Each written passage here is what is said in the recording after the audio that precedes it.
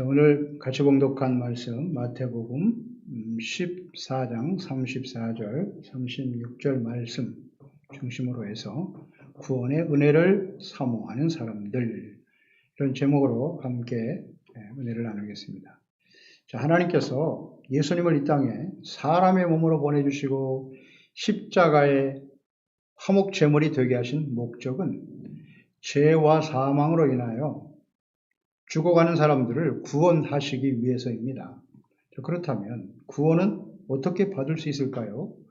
하나님께서 보내신 하나님의 아들 예수 그리스도이신 예수님께 십자가를 통해 이루신 그 구원의 복된 소식을 듣고 믿어야 합니다.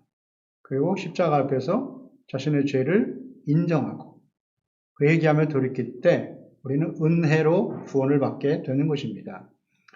즉, 구원에 이르기 위해서 사람들이 해야 할 일은 회개와 믿음뿐입니다. 마가복음 1장 14절 15절에 보면 요한이 잡힌 후 예수께서 갈릴리에 오셔서 하나님의 복음을 전파하며 이르시되 때가 찼고 하나님의 나라가 가까이 왔으니 회개하고 복음을 믿으라 하시더라. 예수님이 하신 말씀이에요. 회개하고 복음을 믿어라. 그러면 하나님의 나라에 서게 될 것이다. 로마서 10장 9절로 10절이죠. 내가 만일 내 입으로 예수를 주로 시인하며 또 하나님께서 그를 죽은 자 가운데서 살리신 것을 내 마음에 믿으면 구원을 받으리라. 사람이 마음으로 믿어 의에 이르고 입으로 시인하여 구원에 이르느니라. 아멘입니다. 믿음은 구원의 절대 조건이죠. 믿음이 없이는 구원에 이룰 수 없습니다. 그러면 구원에 이르게 하는 믿음에 대해서 우리는 올바른 이해가 필요합니다. 구원에 이르는 믿음. 믿음이란 무엇입니까? 우리는 나는 하나님을 믿습니다. 혹은 예수님을 믿습니다. 라고 말합니다. 그러니까 이게 믿습니다. 라고 말할 때 이 믿음에는 두 가지 의미가 있어요. 하나는 하나님을 실제로 존재하신다는 사실을 믿는 거예요. 존재 사실을 믿는 것이다. 그런 의미로 받아들일 수 있고, 또 하나는 나는 하나님의 실제를 믿을 뿐만 아니라 그분을 온전히 신뢰하고 따르기를 원합니다. 따릅니다. 라는 고백일 수도 있다는 거예요. 두 가지 의미를 갖고 있는데, 이 두 가지 믿음의 의미는 차원이 좀 다릅니다.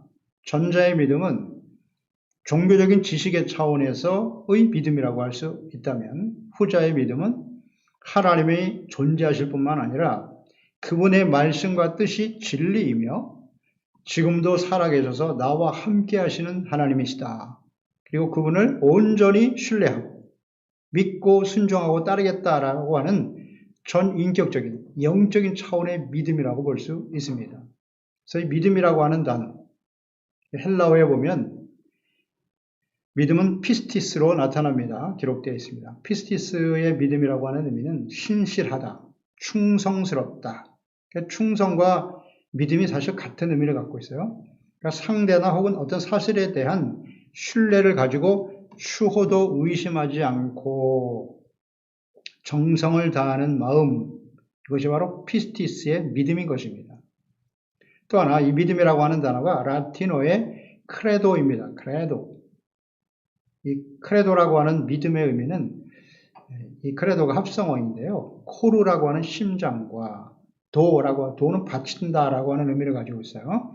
이 합성어로서 이 라틴어 크레도라고 하는 믿음은 곧 자신의 심장을 바친다라는 뜻을 갖고 있어요. 그래서 우리가 사도신경이 바로 크레도입니다. 거기 믿을 신자인데 그 믿음이 바로 크레도로 기록되어 있죠. 그러니까 사도들의 가르침을 진리로 믿는다는 고백입니다. 또 사도들이 전해준 하나님과 예수 그리스도와 성령이 어떤 분이시며 그분이 하신 말씀과 뜻을 심장을 바쳐, 즉 목숨을 걸고 믿는다라고 하는 고백입니다. 사도신경, 크레도. 그러니까 이 믿음을 지키고 전하기 위해서 예수님의 12 제자들과 바울과 같은 사도들은 모두 다 순교를 당했습니다. 목숨 바쳤고 믿음을 지켰다는 거예요.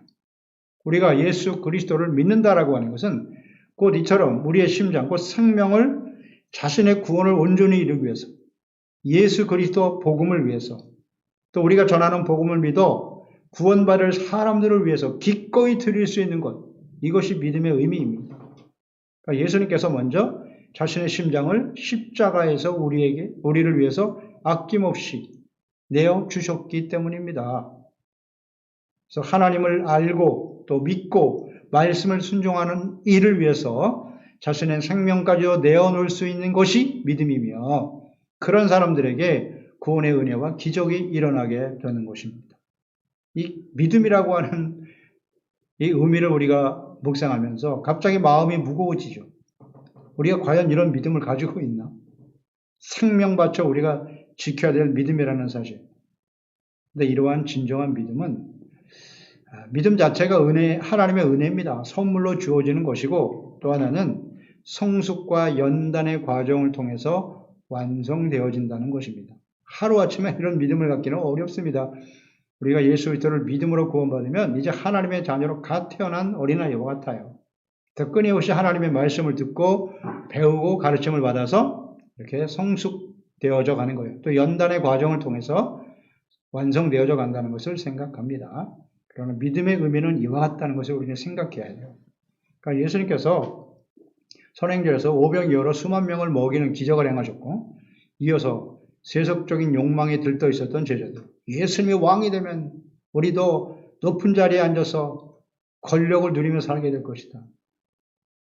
그 제자들을 배를 타고 건너가게 하시고 풍랑을 만나 고난을 당하게 하셨습니다. 그리고 예수님께서 이 일을 통해서 썩어져 버릴 양식을 위해서 일하지 말고, 사람들은 양식을 위해서 예수님을 왕으로 섬기며 따르라고 하는데, 너희는, 예수님을 따르는 제자들은 썩지 않는 양식, 영원한 생명을 주시는 생명의 떡이 되시는 예수님께서 전능하신 하나님의 아들이시며 그리스도이시며, 또 그분을 믿어 구원과 영생을 얻게 하는 일, 이것을 사명으로 알고 충성하도록 깨우쳐 주신 것입니다. 이어서 본문은 예수님을 찾아와 만난 모든 사람들이 병고침을 받는 장면이 기록되어 있습니다. 이들은 어떻게, 게네사렛 사람들인데요, 이들은 어떻게 구원과 기적의 은혜를 받을 수 있었을까요? 또 사람들은 어떻게 구원의 은혜와 기적을 체험할 수 있을까요? 첫째는 예수님을 알고 예수님께 찾아 나와야 합니다. 34절 35절에 그들이 건너가 게네사렛 땅에 이르니 이는 그곳 사람들이 예수이신 줄을 알았다는 거예요. 그 근방에 두루 통지하여 모든 병든 자를 예수께 데리고 와서 그랬어요. 그러니까 예수님께서 풍랑을 만나 고난당하고 있을 때 제자들이 그 무리를 걸어 제자들을 찾아오셨죠. 그리고 주님의 말씀을 듣고 풍랑 치는 바닷가에 뛰어내려 걸어가다가 물속에 빠져가는 베드로, 그에게 믿음이 작고 의심하였다고 책망을 듣게 되었는데요. 하나님께서 그 베드로를 구원하시고 함께 배에 오르셨을 때 바람이 그쳤고 그들과 함께 게네사렛으로 가셨을 때입니다. 이 게네사렛에 사는 사람들이 예수님을 알아보았다는 것, 알아보고 근방에 사는 모든 사람들에게 통지를 했습니다. 모든 병든 자를 데리고 예수님께 찾아 나오시오. 예수님이 우리의 동네에 오셨습니다. 이 구원에 이르는 믿음의 시작은 무엇이냐? 아는 것에서부터 시작하는 거예요. 알다. 예수께서 누구신지, 어떤 일을 하시는지를 알아야 한다는 겁니다. 대부분 예수님께 나와서 구원받고 기적을 체험했던 사람들의 공통적인 특징은 그들이 예수님을 알고 찾아왔다는 사실입니다. 예수님께서 자신들의 문제를 해결해 주실 수 있는 분이심을 알고 믿었고, 그들은 예수님께 나와 치료와 구원과 기적을 체험하게 되었습니다. 그래서 예수님께서 누구이신지를 알아야 합니다. 알아야 합니다. 마태복음에서 우리가 보았죠. 9장 27절, 23절에 보면 예수님께 찾아 나왔던 두 맹인의 이야기가 기록되어 있죠. 예수께서 거기에서 떠나가실 새 두 맹인이 따라오며 소리질러 이르되 다윗의 자손이여 우리를 불쌍히 여기소서 하더니, 예수께서 집에 들어가시면 맹인들이 그에게 나아오거늘 예수께서 이르시되 내가 능히 이 일 할 줄을 믿느냐? 대답하되 주여 그러하오이다 하니 이에 예수께서 그들의 눈을 만지시며 이르시되 너희 믿음대로 되라 하시니 그 눈들이 밝아진지라 그랬어요. 예수님께 나왔던 두 맹인은 예수님을 다윗의 자손이여 라고 외쳤습니다. 예수께서 다윗의 자손으로 오신 그리스도이심을 알고 고백했다는 것입니다. 그분이 자신들의 눈을 뜨게 하실 수 있는 능력을 가지신 분이심을 알고 믿음으로 고백하며 구원을 받게 되었습니다. 예수님께서 제자들을 부르신 목적이 무엇입니까? 예수님과 함께 동행하여 친히 말씀을 예수님께로부터 듣고 배우고 또 예수께서 행하시는 모든 일들을 직접 경험하면서 예수님께서 그저 평범한 사람이 아니라 하나님의 아들이시며 선지자를 통해 약속하신 그리스도이심을 메시아이심을 알고 증인되게 하시기 위해서 제자들을 부르신 것입니다.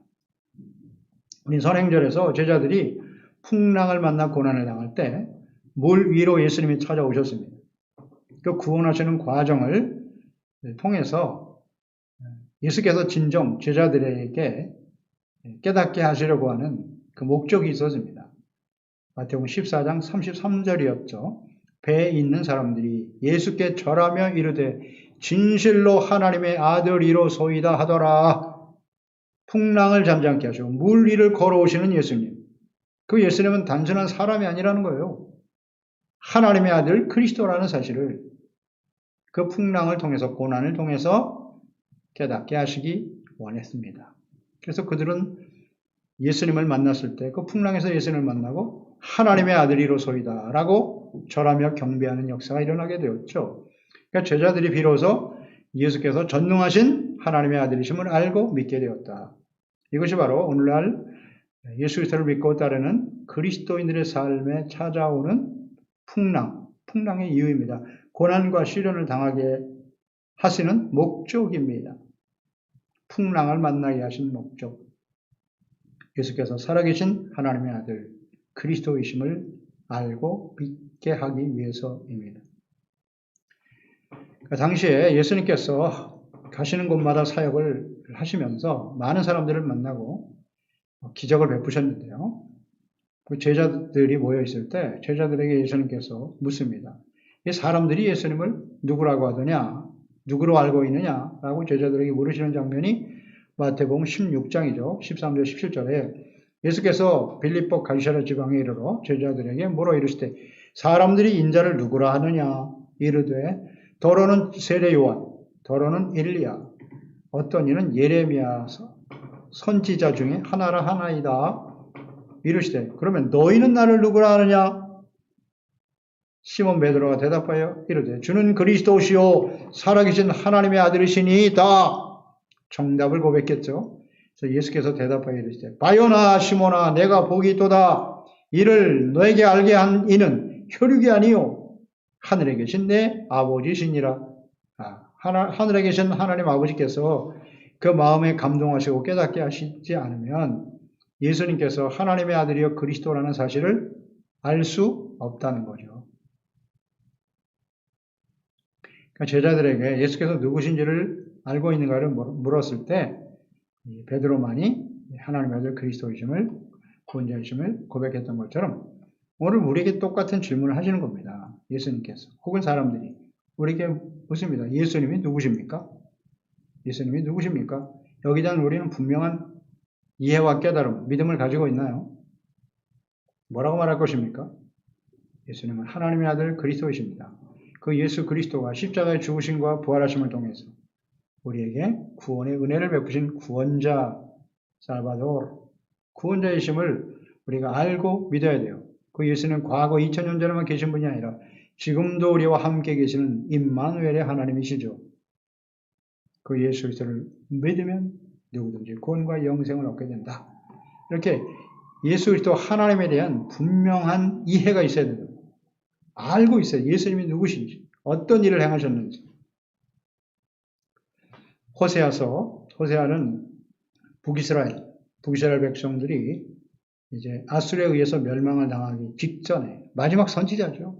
마지막 선지자 그들을 돌이킬 수 있도록 하기 위해서 하나님의 말씀을 전했던 공의의 선지자 호세아 4장 6절에 보면 내 백성이 지식이 없음으로 망하는도다.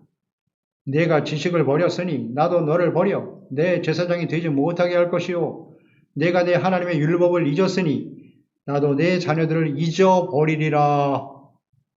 내 백성이 지식이 없어 망한다고 분명히 증거했습니다. 하나님께 대한 지식, 하나님의 말씀에 대한 지식이 없어요. 주님이 무엇을 원하시는지 모르고 있었다는 거예요. 그래서 하나님을 버리면 어떻게 된다? 하나님도 너와 내 자녀들을 잊어버릴 수밖에 없다. 호세아 6장 6절이죠. 나는 인애를 원하고 제사를 원하지 아니하며 번제보다 하나님을 아는 것을 원하노라. 아멘입니다. 아무 의미 없는 제사 아무리 드려봐야 하나님의 마음을 기쁘시게 할 수 없습니다. 번제보다는 하나님을 아는 것을 원하는 거예요.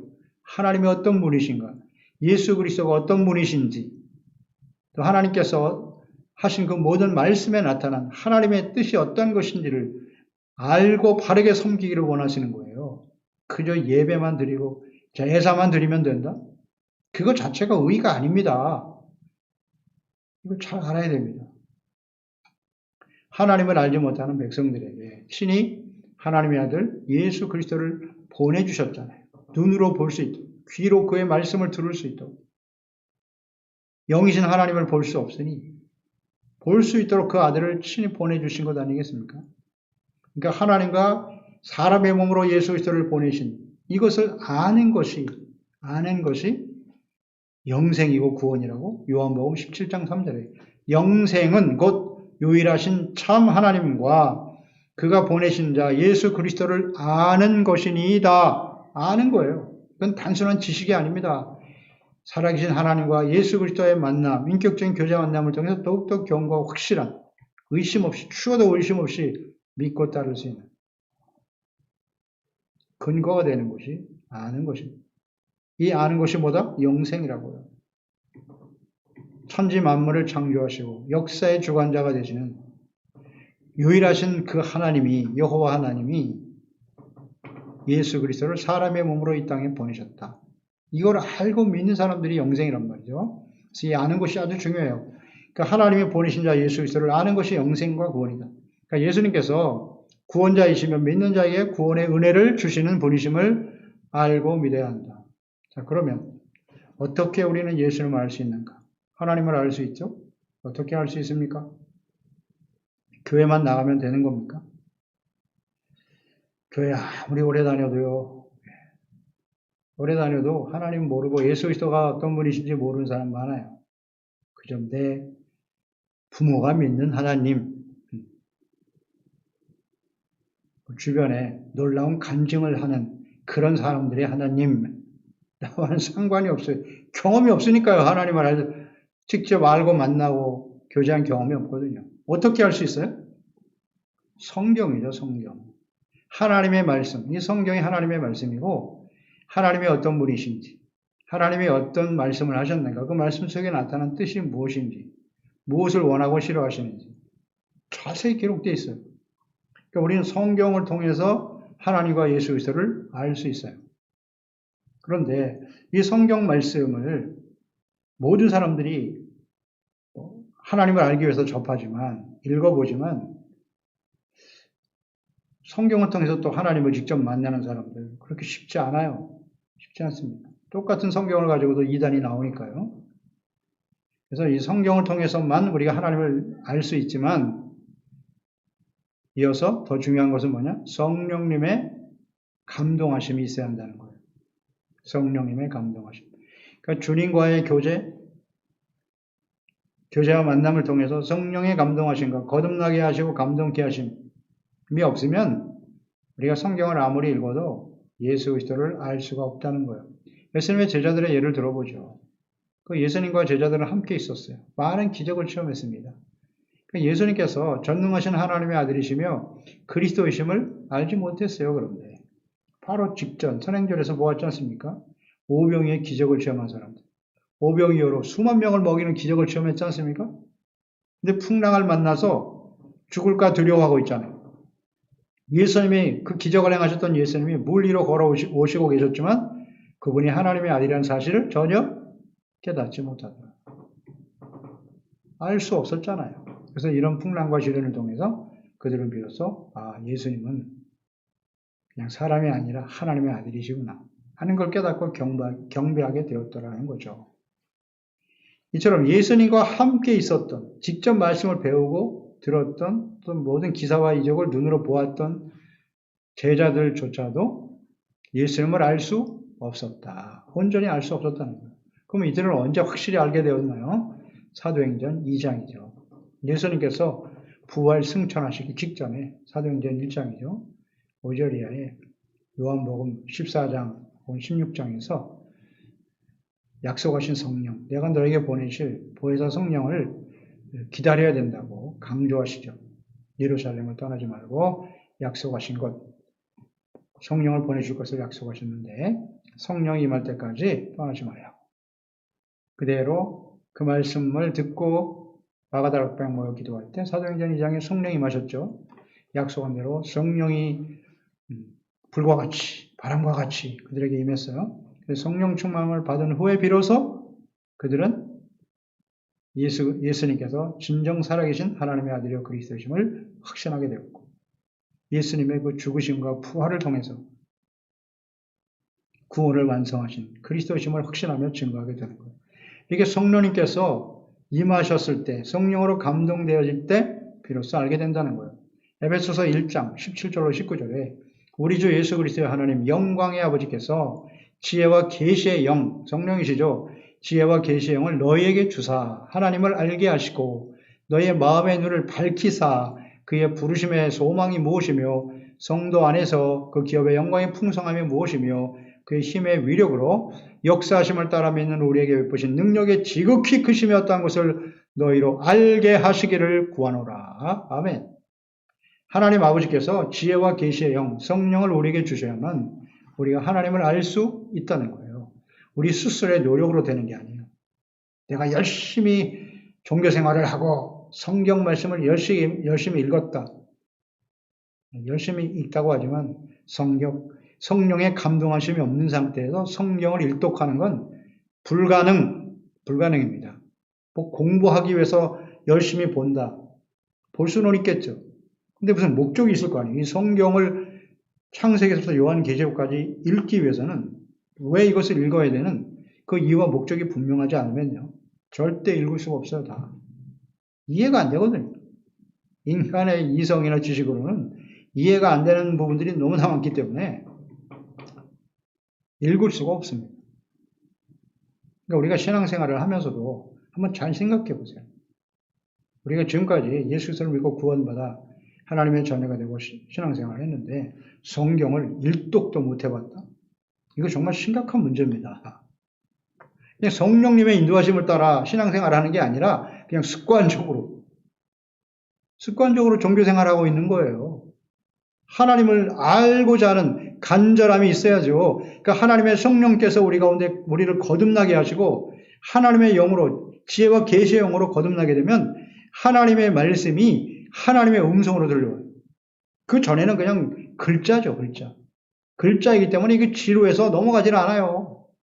그런데 성령으로 거듭나고 성령이 감동하시면 이 성경 말씀 창세기 1장 1절부터 그냥 얼마나 우리의 가슴을 뛰게 하는지.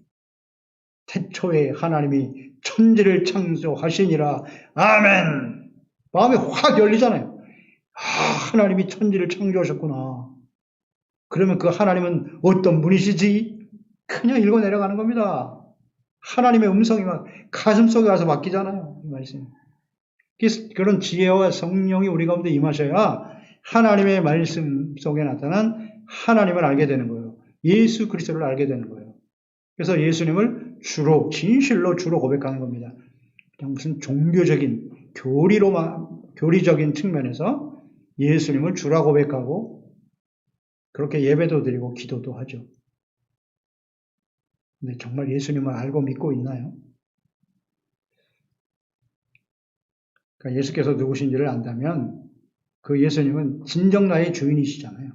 주인이시고 나는 종된 마음은 언제나 겸손, 정직, 성실, 충성스러운 모습으로 주님을 따르게 되는 겁니다. 그 중심에는 사랑이 동기가 되는 거고요. 예수님께서 먼저 우리를 사랑하셨거든요. 그 사랑을 우리가 맛본 사람들이기 때문에 하나님을 사랑한다고 하는 것은 또 주님의 말씀을 듣고 믿고 순종하는 것이니까요. 주님의 말씀을 믿고 순종하면 뭐가 돼요? 의의와 거룩한 삶으로 나타나겠죠. 아주 자연스러운 것입니다, 이것은. 그러나 또 온전하지 못한 우리의 모습 때문에 하나님 앞에 나가서 예배를 드리는 거죠. 말씀 묵상하고 예배를 통해서 선포되는 말씀, 기록된 말씀을 통해서 우리의 잘못된 모습을 깨닫고 회개하고 돌이키고 용서받고 의롭다함을 얻고 하나님과 화목하게 되죠. 이것을 사모하게 되는 겁니다. 이것이 하나님을 아는 사람들의 모습 아닌가요? 사람들이 예수님께서 하나님의 아들 그리스도 또 구원자이심을 알지 못하는 이유가 무엇일까요? 교회 안에도 예수님을 잘 모르는 사람들이 많지만 교회 밖에 있는 사람들이 알 수가 없죠. 알 수가 없습니다. 예수님이 하나님의 아들 그리스도라는 사실을 알 수가 없어요. 그들이 알지 못하는 이유는 뭘까? 두 가지가 이유가 있을 거예요. 두 가지 의미에서. 하나는 먼저 믿고 구원받은 하나님의 자녀 그리스도인들이 전혀 그들에게 가르쳐 주지 않거나 올바로 증거하지 않기 때문이에요. 또 어떤 측면에서는 참된 그리스도인의 증인으로서 삶을 살아가지 못하고 있기 때문입니다. 우리가 예수님께서 제자들을 부르신 목적을 우리가 묵상해 보았잖아요. 제자들을 부르신 목적은 예수님과 함께 생활하면서 예수님이 하나님의 아들이요 그리스도이심을 알고 증거하기 위해서 입술로만 전하는 게 아닙니다. 삶을 통해서 전해야죠. 예수님의 삶을 본받고 참된 그리스도의 증인으로 삶을 살아가지 못하기 때문에 우리 주변에 있는 사람들이 예수 그리스도와 하나님을 알 수 없다. 마태복음 28장 마지막 20절에 예수께서 유언처럼 남기신 말씀이죠. 내가 너에게 분부한 모든 것을 가르쳐 지키게 하라. 볼지어다 내가 세상 끝날까지 너희와 항상 함께 있으리라.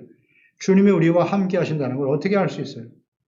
우리에게 분부한 모든 것을 우리가 가르쳐 지키게 하는 거예요. 내 자신이 먼저 가르쳐 지키고 배우고 그대로 또 가르쳐서 모든 사람들이 그리스도와 하나님을 알 수 있도록 하기 위해서 예수 그리스도 안에서 우리를 구원하신 것입니다. 또 하나 사람들이 예수님을 알지 못하는 이유는 사람들 자체의 그 마음이 문을 굳게 닫고 마음의 문을 굳게 닫고 있기 때문이에요. 우리가 열린 마음을 가져야 된다라고 하는데 열린 마음이란 무엇입니까? 겸손한 마음이에요. 그런데 사람들이 이렇게 예수님을 알지 못하는 이유는 아무리 하나님의 말씀을 복음의 말씀을 전파하고 증거한다 할지라도 일단 무관심해요. 마음이 닫혀 있다는 건 관심이 없어요. 그 관심이 어디가 있겠어요? 무엇을 먹을까, 입을까, 마실까. 현실적인 문제, 세속적인 욕망에 집중하고 치중하고 있기 때문에 관심이 없고요. 또 하나는 마음이 아주 완고해요. 완악해요. 아무리 말씀을 전해주어도 들으려고 하는 의도 자체가 없어요. 그것을 우리는 교만한 마음이라고 하죠. 마음이 교만하기 때문에 받아들일 수가 없는 거예요.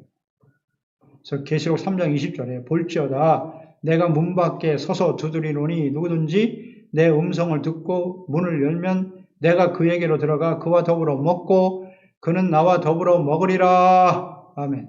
교회에게 이런 말씀을 하셨으니 참 가슴 아픈 일이죠. 교회와 그리스도인들이 이 마지막 때 예수 그리스도의 재림과 마지막 환란을 앞두고 있는 교회가 이렇게 문을 닫고 있다는 거예요. 예수는 밖에서 문을 두드리고 있고 문을 열라. 죄를 버리고 욕망을 버리고 교만한 마음 버리고 완악한 마음을 버리고 겸손해야죠. 깨어진 마음으로 주님의 말씀을 받아들여야죠. 그것이 바로 좋은 땅이죠. 좋은 땅. 길가, 돌박, 가시떨기와 같은 마음. 그게 닫혀진 마음이에요. 주님의 말씀을 들어도 하나도 열매를 맺을 수 없거든요. 좋은 땅, 온유하고 겸손한 마음입니다. 그러나 이것도 성령의 감동하심이 있을 때만 가능하다. 하나님을 안다는 것은 정말 하나님의 은혜입니다. 그리고 한 면에서는 좀 이렇게 우리가 열린 마음을 가져야 돼요. 열린 마음, 겸손한 자세로 하나님의 말씀을 듣는 자에게 하나님 은혜를 주신다고 하셨잖아요. 겸손한 자에게 은혜를 주시고 교만한 자는 하나님이 대적하신다. 겸손한 마음을 가져야 하나님을 알 수 있어요. 가르쳐 달라고. 내가 잘 모릅니다, 하나님. 교회 오래 다녔다고 성경에 대한 종교적인 지식을 자랑하지 말고 솔직하게 하나님 앞에 엎드려 기도하는 겁니다. 제가 주님을 잘 몰라요. 성경을 봐도 전혀 이해도 안 되고 감동도 안 돼요, 하나님. 그렇게 겸손히 구할 때 성령이 감동하셔서 알게 되는 거예요. 더 나가서 이 게네사렛 사람들은 예수님을 증거하고 함께 예수님께 나왔어요. 예수신 줄 알고 그랬고 그 다음에 안 다음엔 어떻게 했어요? 그 근방에 두루 통지했다. 모든 병든 자들을 예수께 데리고 와서 그랬어요. 그러니까 예수님을 알아본 사람들은 근방에 두루 통지했다. 모든 사람들은 야 우리 동네에 예수님이 오셨어. 그러니 모든 병든 자들은 다 예수님께 나오시오. 자기 혼자만 은혜 받을 수가 없었던 거예요. 은혜 받을 수 없던 거예요. 이 예수님은 우리와 함께 계신다고. 이곳에 와 계시다고. 통지했다는 이 말씀. 그러니까 예수님께서 병든 자들을 불쌍히 여기시고 치료하시는 분이심을 그들은 알고 있었어요. 또 치료하실 수 있는 능력도 가지시는 분임을 알고 있었어요.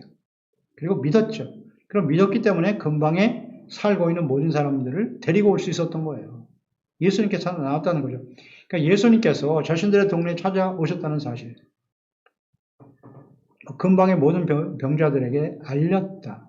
즉 하나님의 아들 그리스도이신과 구원자이신 예수님을 알고 그분을 인격적으로 만난 사람들은 가만히 있을 수가 없다입니다.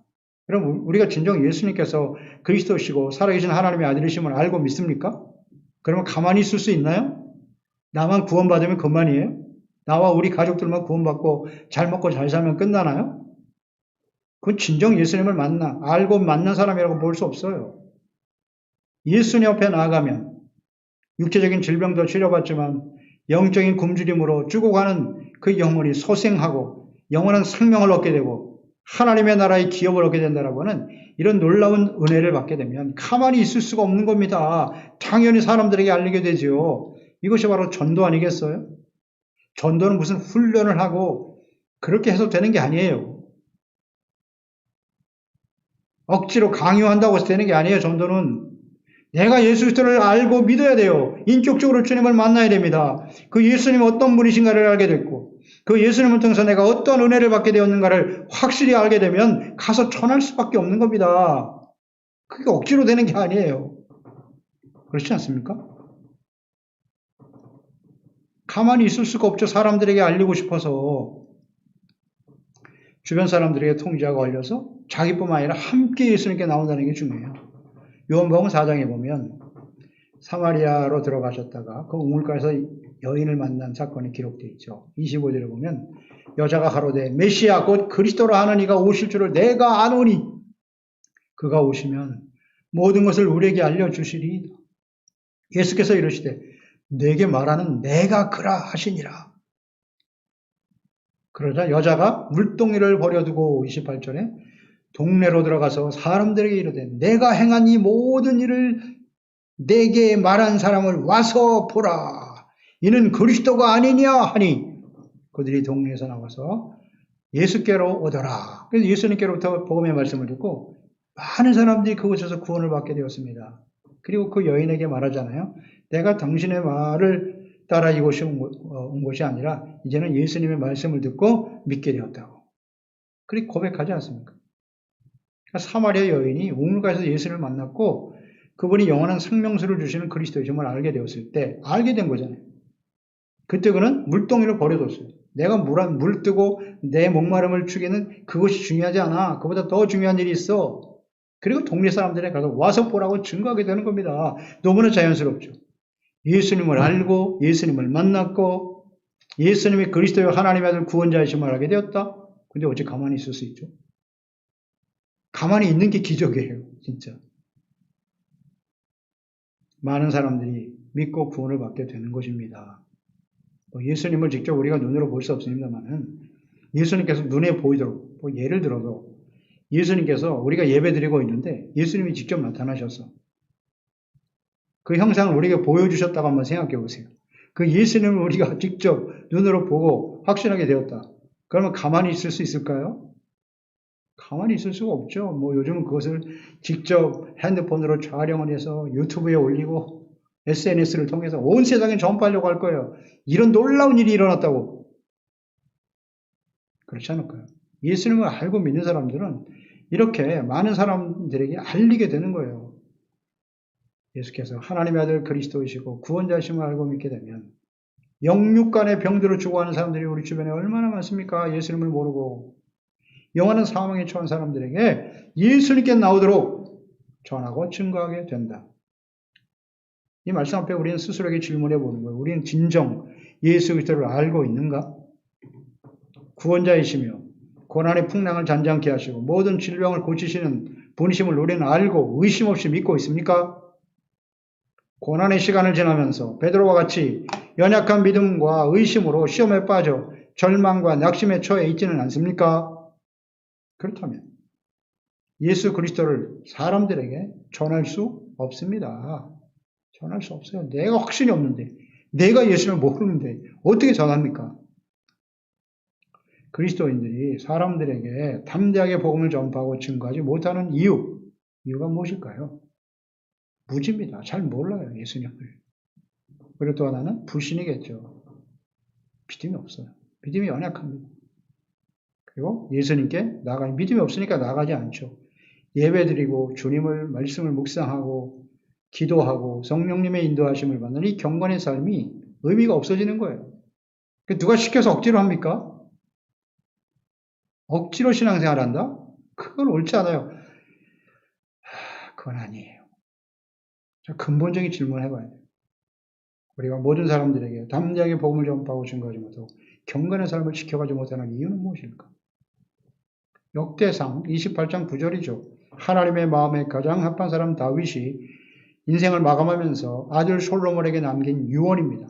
내 아들 솔로몬아, 너는 내 아버지의 하나님을 알고가 중요하다. 하나님을 알아야 된다고. 그 다음 온전한 마음과 기쁜 뜻으로 섬길지어다. 온전한 마음과 기쁜 뜻이에요. 하나님을 아는 사람은 온전한 마음과 기쁜 뜻으로 섬기게 된다.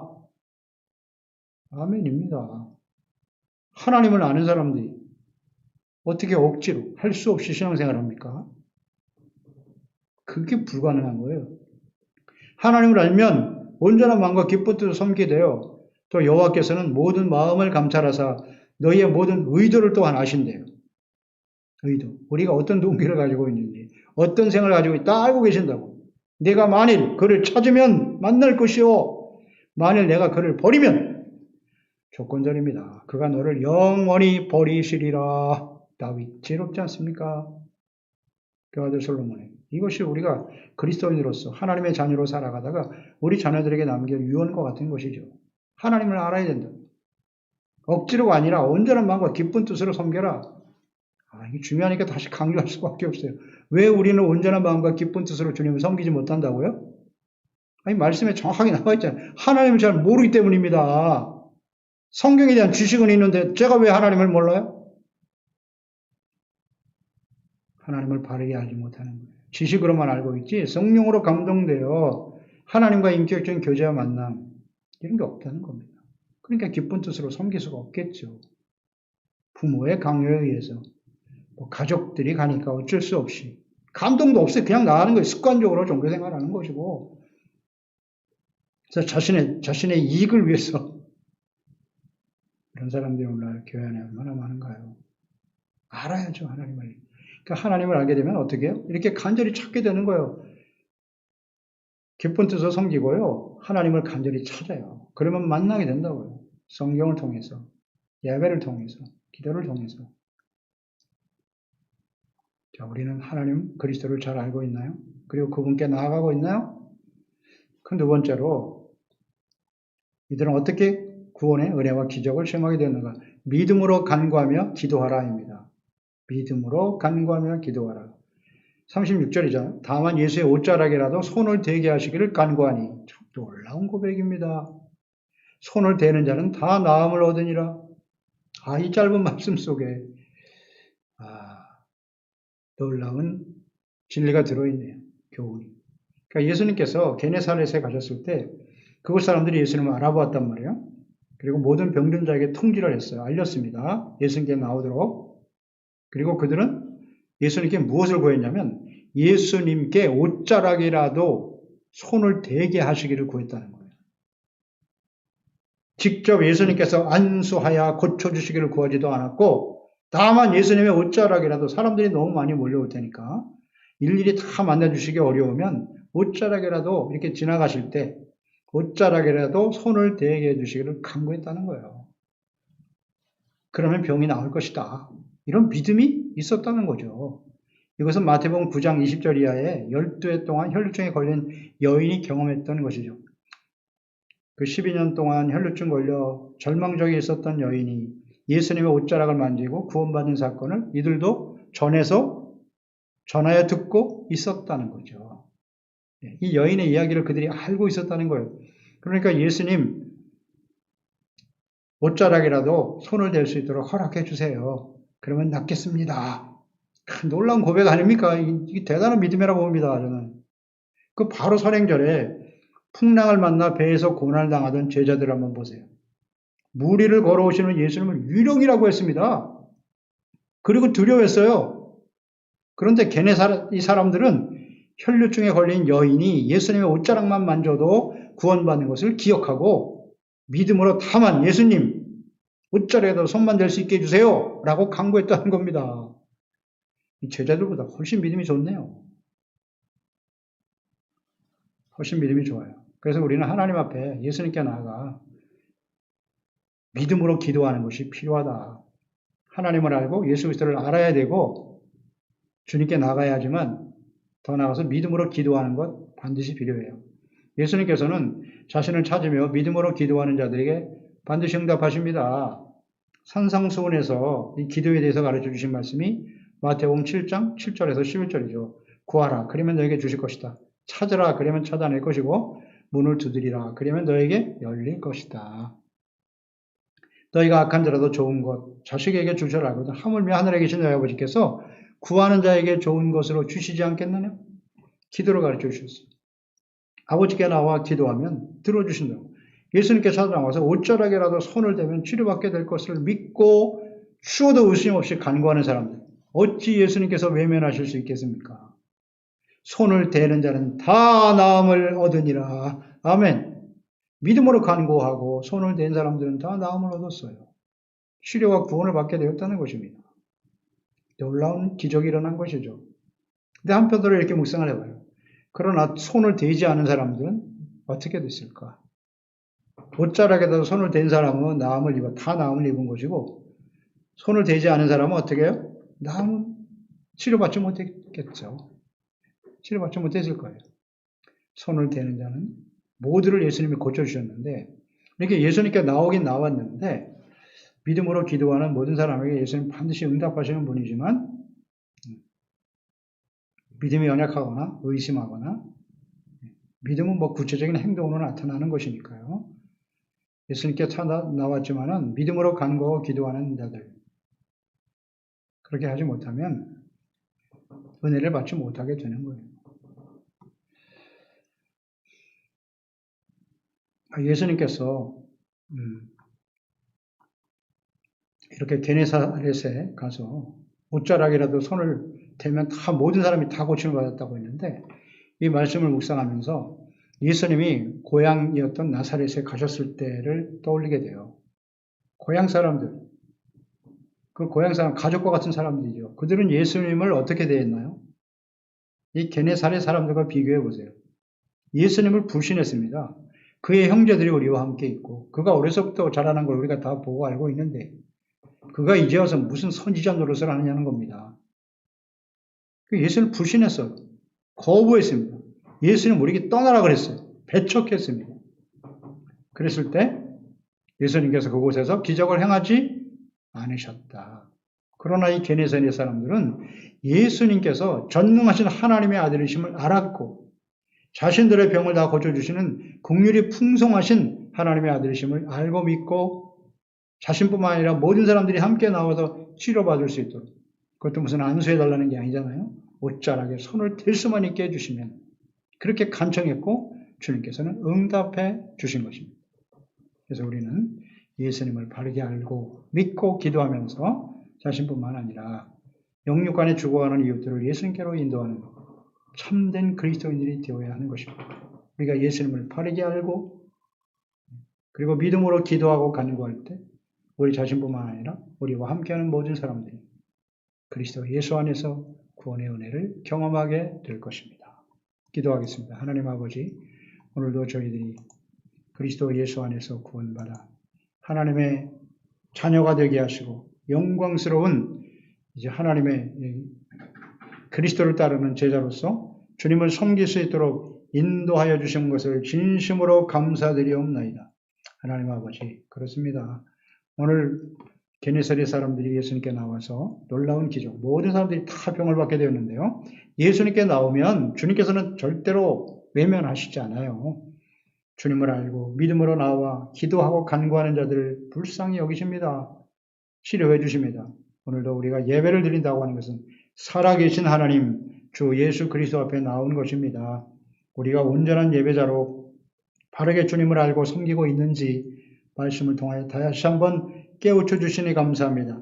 우리가 예수님을 진정 알고 섬긴다면 가만히 있을 수 없겠죠. 우리를 통해서 우리 소중한 지체들, 가족과 자녀들을 통해서 함께하는 모든 사람들에게 전할 수밖에 없어요. 예수 그리스도로 말미암아 이런 환난과 시련 앞에 어찌할 바를 모르고 죽음의 두려움 속에 살아가는 사람들에게 생명과 구원이 되시는 예수 그리스도를 바르게 전하고 증거하는 삶을 통해서 전하고 증거하는 온전한 증인들이 다 될 수 있게 도와주시옵시고, 하나님, 저희들이 주어진 예수께서 우리를 구원하신 목적과 사명을 잘 깨달아 그 일에 충실하며 성령님의 인도하심과 또 감동하시가 충만케 하심으로 경건의 삶을 회복하고 주의 영광을 나타내시는 저희들이 될 수 있도록 도와주세요. 예수님의 이름으로 기도드리옵나이다. 아멘. 우리 말씀 생각하면서